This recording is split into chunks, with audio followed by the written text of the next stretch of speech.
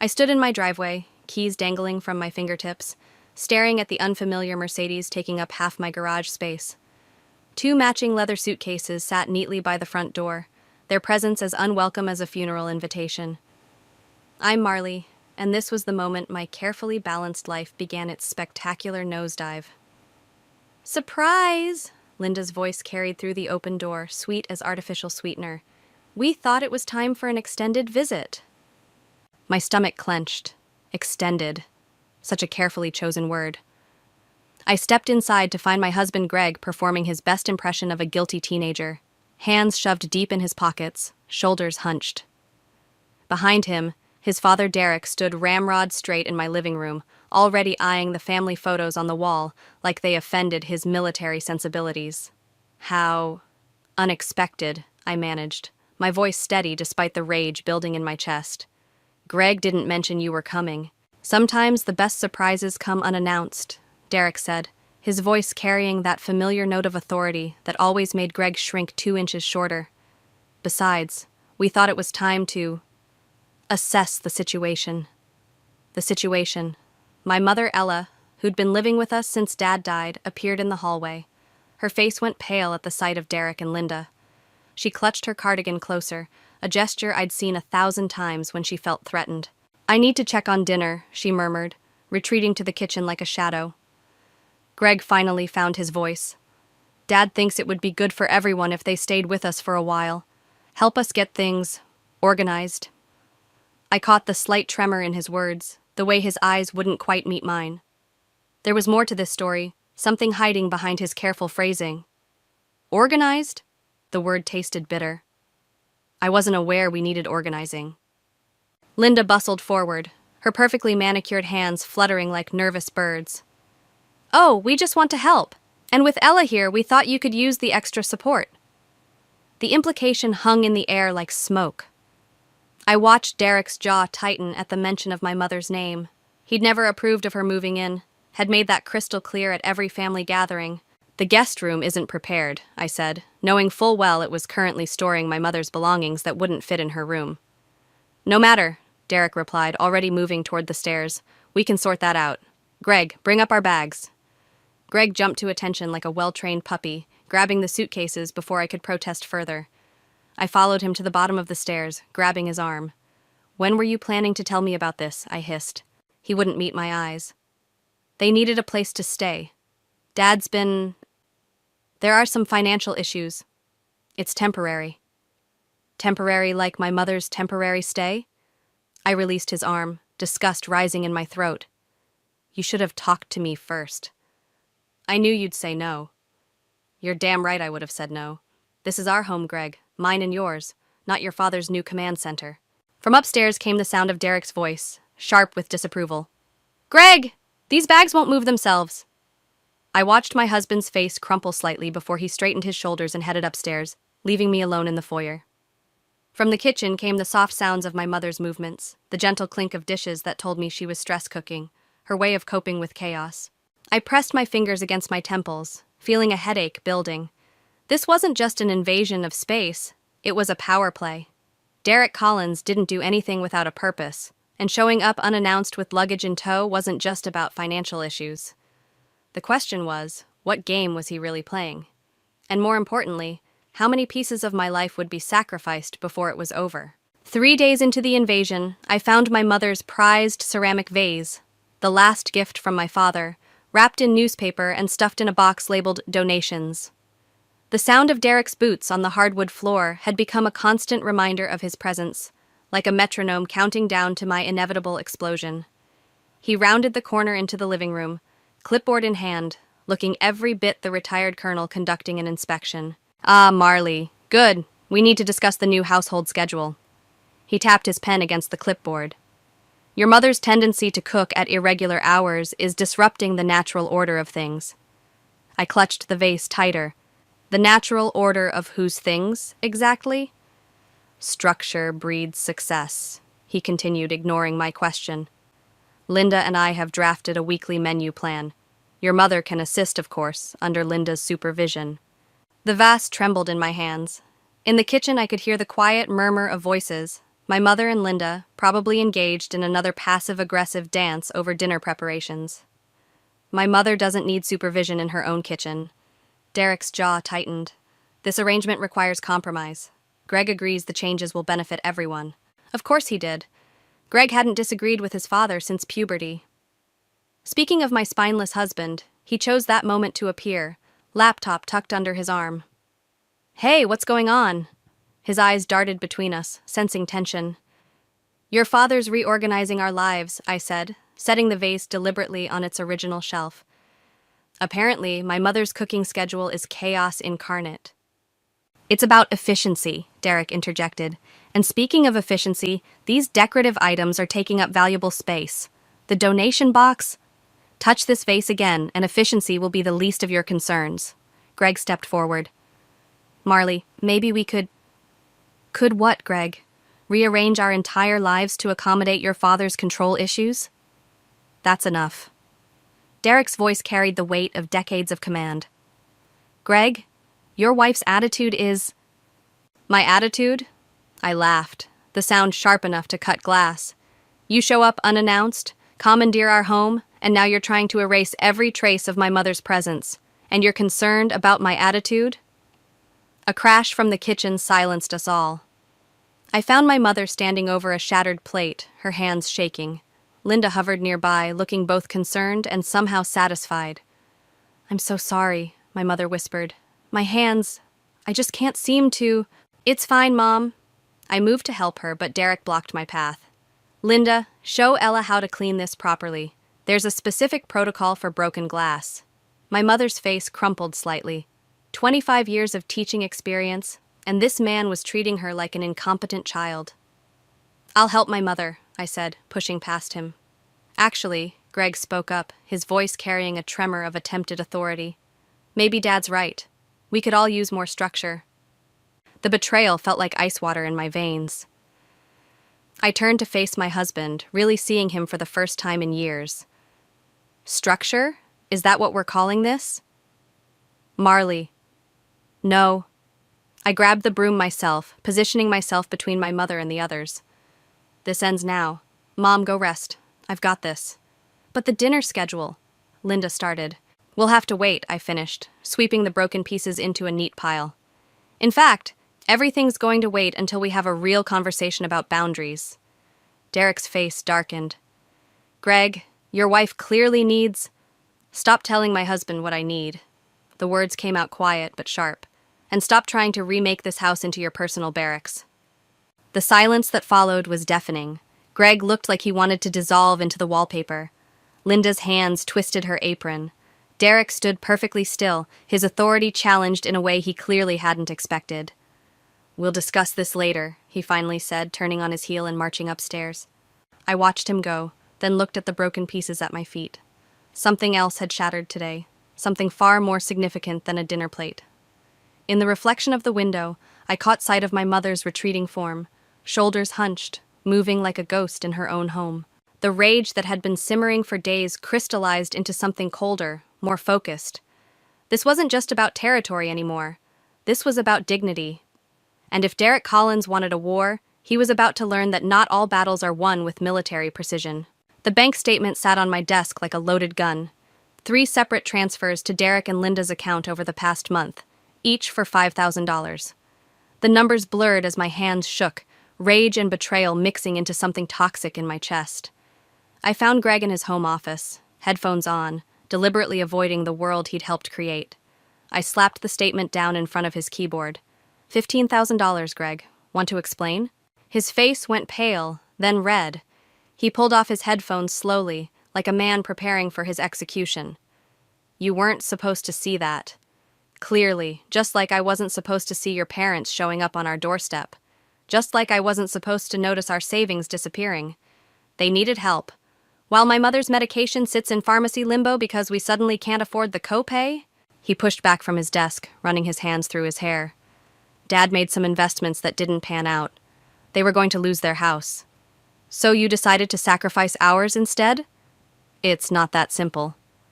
"It never is with you, Greg. Nothing's ever simple when it comes to standing up to Daddy dearest." A sound from the doorway made us both turn. Derek stood there, his presence filling the frame like a shadow at noon. Is there a problem here? Yes, I said, before Greg could speak. There's definitely a problem. Would you like to explain why my husband's been secretly bankrolling you? Derek's jaw tightened. Financial matters between father and son. Stop. My voice cut through his practiced authority. This isn't a military operation. This is my home, my marriage, and my money you're bleeding dry. Marley, please. Greg stood up, reaching for me. Dad's just going through a rough patch. A rough patch that requires $15,000 of our money? Money we don't have? The market will turn around, Derek said, his confidence wavering slightly. My investments were garbage, I finished. I checked, Derek. Those sure things you invested in? They were pump and dump schemes. You got played. The color drained from his face. Behind him, Linda appeared, drawn by the rising voices. Derek! What's she talking about? Nothing you need to concern yourself with, he snapped. Everything, I corrected, turning to Linda. Your husband lost everything on fake investments, and now he's draining our accounts to cover it up. Greg grabbed my arm. That's enough! I yanked away from him, something final snapping inside me. No, it's not nearly enough. Your father shows up here, takes over our home, terrorizes my mother, and all while secretly stealing our money through you, and you let him. I had no choice. You always had a choice. You just chose him. Every single time. Derek stepped forward, authority crackling around him like static. You're being hysterical. And you're being a fraud, I shot back. A fraud who's been living off his son's weakness because he can't admit he failed. The slap of Derek's hand on the desk made everyone jump. You will not speak to me that way In your what? I stepped closer, matching his intensity. Your house? Your command? This isn't your anything, Derek. This is my home, and you're not in charge here. Linda's voice came soft but clear. How much did we take? Derek turned on her. Linda, be quiet. No. She straightened her spine. How much of their money did you give away, Greg? Greg looked at his father, then at me, trapped between loyalties. Almost everything, he whispered. The savings, most of our emergency fund. The silence that followed felt like glass about to shatter. I looked at my husband, really looked at him, and saw a stranger wearing familiar skin. Pack your things, I said quietly. Marley, all of you, pack your things. You have until tomorrow. You can't just, Derek started. I can, I will. And if you're not gone by tomorrow, I'll make sure everyone knows exactly what happened to the great Colonel Collins' retirement fund. I'm sure your military buddies would love to hear that story. I turned and walked out, leaving them in Greg's office. My mother stood in the hallway, tears in her eyes, but her head held high. I took her hand, squeezing it gently. We'll be okay, Mom. Behind us, I could hear Derek's voice rising, Greg's protests, Linda's quiet sobs. But they felt distant now, like a storm moving away. I had my own weather to weather, and it was time to clean house. The emergency room lights cast harsh shadows across my mother's face as she lay unconscious on the gurney. Her collapse during breakfast had shattered more than just the coffee mug she'd been holding. It had shattered any illusion that I could maintain peace at the cost of her health. Blood pressure's still elevated, the nurse said, adjusting monitors.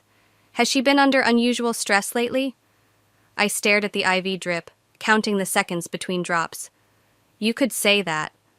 Greg appeared in the doorway, his father's shadow close behind him. My hands clenched into fists at my sides. How is she? Greg asked, keeping his distance. Like you care. The words came out sharp enough to draw blood. Where were you when she was having anxiety attacks over your father's daily inspections? When she stopped eating because Linda kept criticizing her cooking? Derek stepped forward. Now, see here. Get out! My voice was low, dangerous. Both of you. She's my mother-in-law, Derek said, as if that gave him some claim. As the head of the family. A laugh escaped me, bitter as medicine.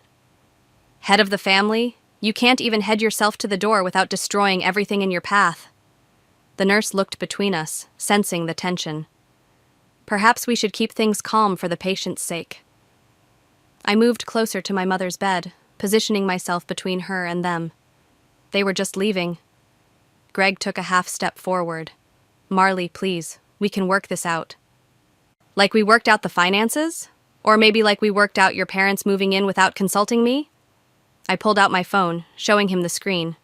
Or perhaps like we worked out this email I found, where your father demanded you transfer more money last week. The color drained from Greg's face. Behind him, Derek went still. That was a private conversation, Derek said. Private like the conversation we should have had before you bankrupted us? I turned to Greg. Or private like the conversation we should have had before you chose your father over your wife.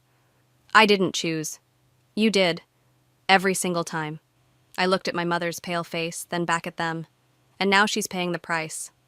A doctor entered, flipping through charts. Mrs. Thompson, we need to discuss your mother's condition. Whatever you need to say, you can say in front of family, Derek started. No, I cut him off. You're not family. You're parasites wearing family's skin.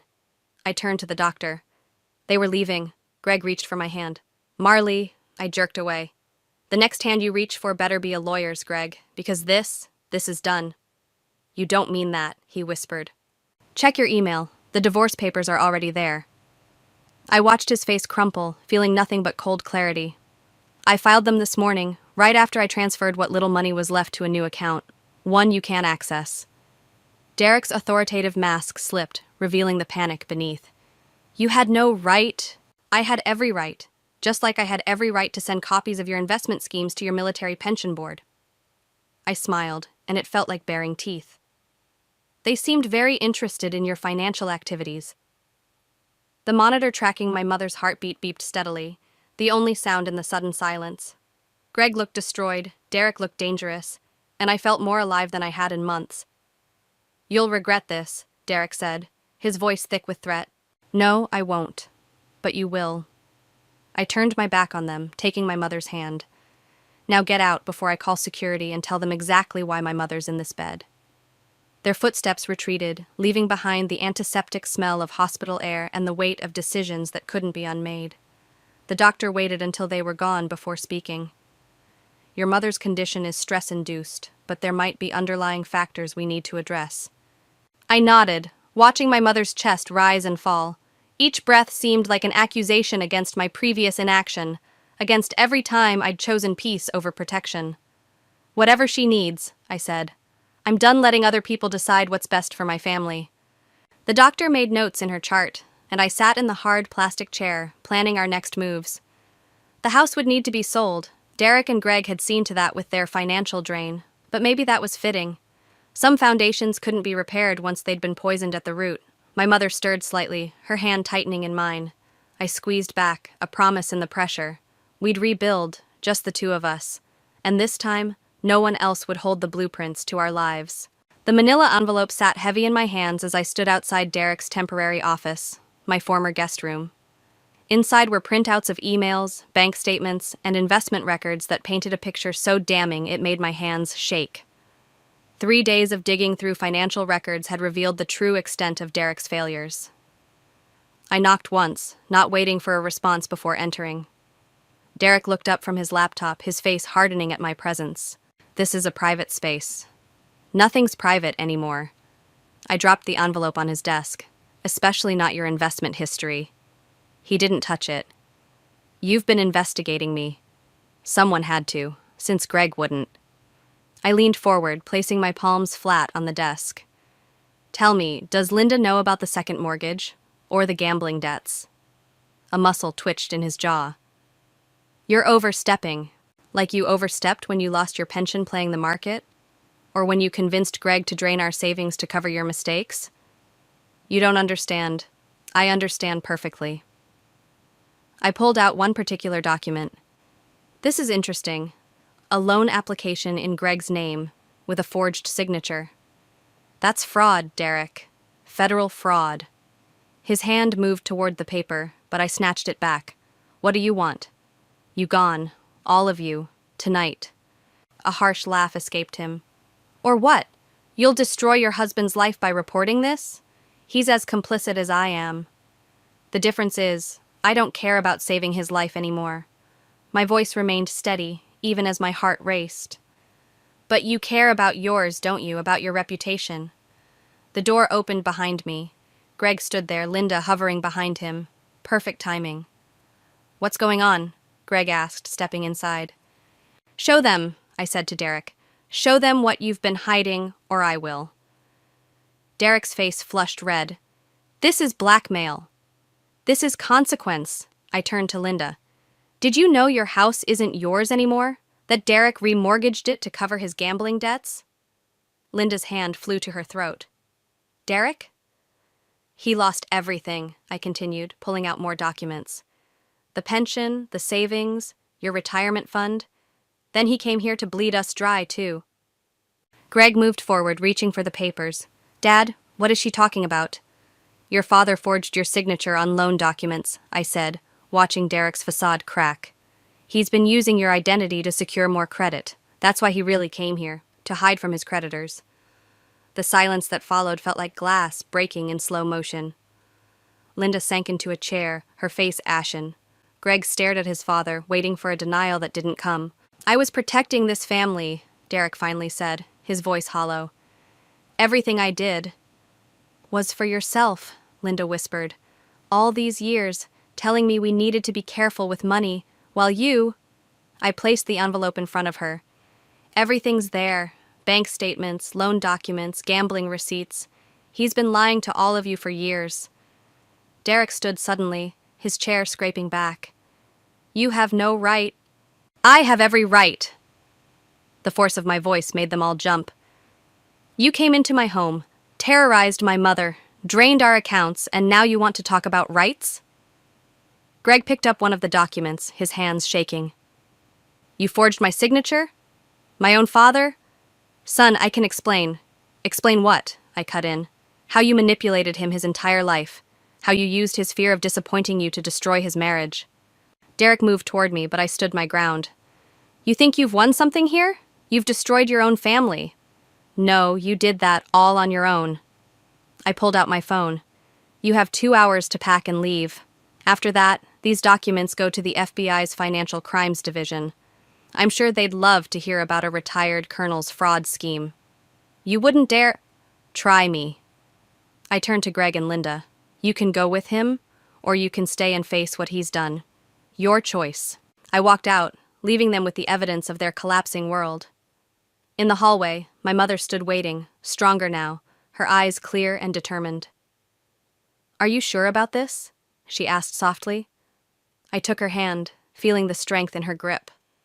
Some cancers need to be cut out completely, even if it leaves a scar. The sound of raised voices filtered through the door behind us, Derek's authority crumbling, Linda's sobs, Greg's accusations. The house of cards was finally falling, and I had knocked down the first domino. Now we would see who remained standing in the wreckage. 2 hours passed like a death sentence. I sat in the kitchen, watching the clock tick down while chaos erupted upstairs, drawers slamming, voices rising and falling like a tide of accusations. My mother's hand rested on my shoulder, steady despite everything. The first police car arrived exactly when I'd planned. You actually did it, Greg said from the doorway, his voice hollow. You called them. No. I stood, straightening my spine. Your father's creditors did.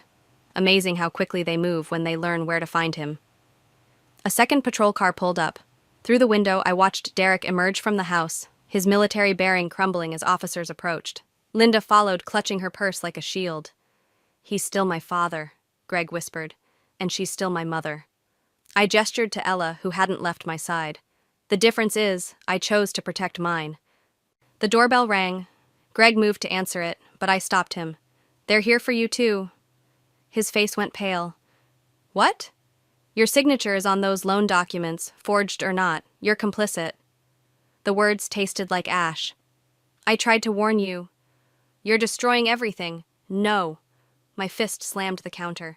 You destroyed everything when you chose him over us, when you let him drain our accounts, terrorize my mother, and steal our future.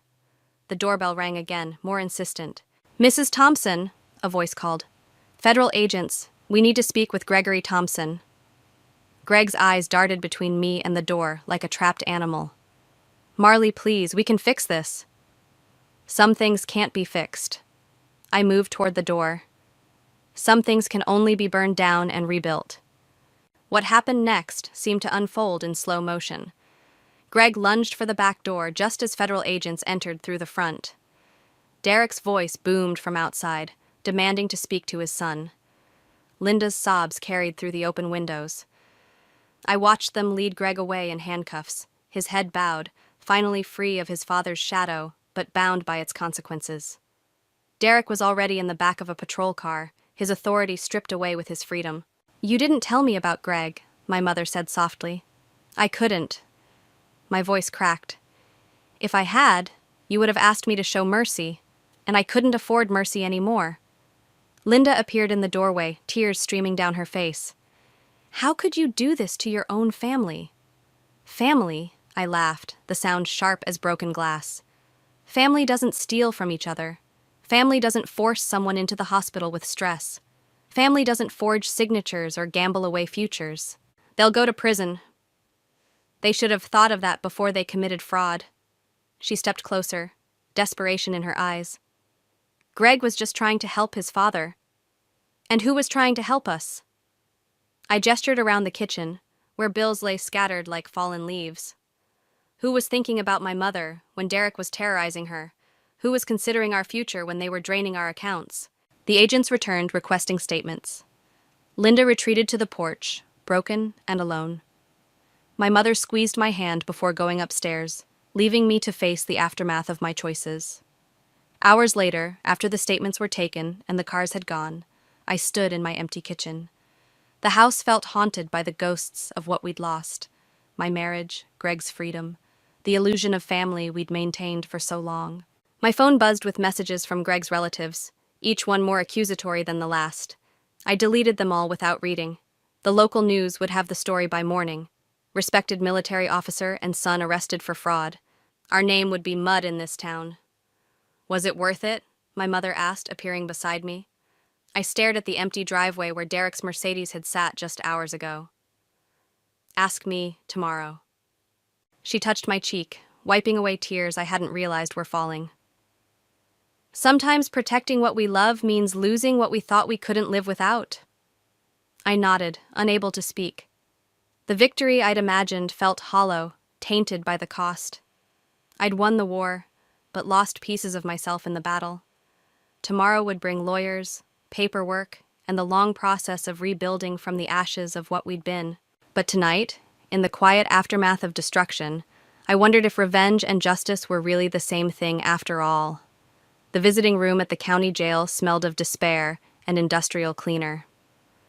I sat across from Greg, the scratched plexiglass between us reflecting our fractured reality.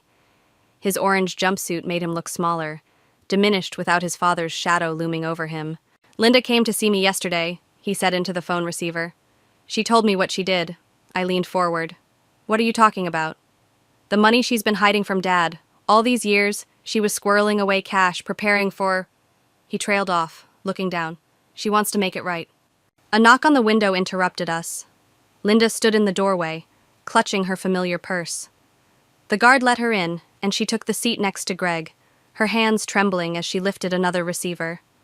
"I should have stopped him years ago," she said, her voice thin through the phone.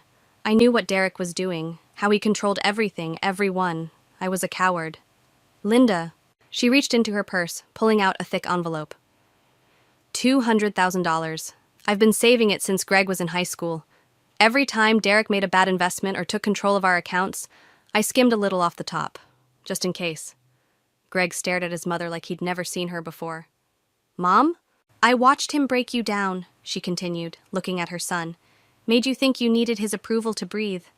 And then I watched him try to do the same thing to your wife, to your home." She slid the envelope through the transfer slot. "This won't fix everything, but it might help rebuild what Derek destroyed." My hands shook as I opened the envelope. Bank statements, account numbers, transfer instructions, everything needed to access her secret fund. "Why now?" I asked. "Because you did what I never could." Linda's eyes filled with tears. "You stood up to him. You protected your mother while I failed to protect my son." Greg pressed his hand against the plexiglass. "Mom, you didn't fail." "I did." Her voice cracked.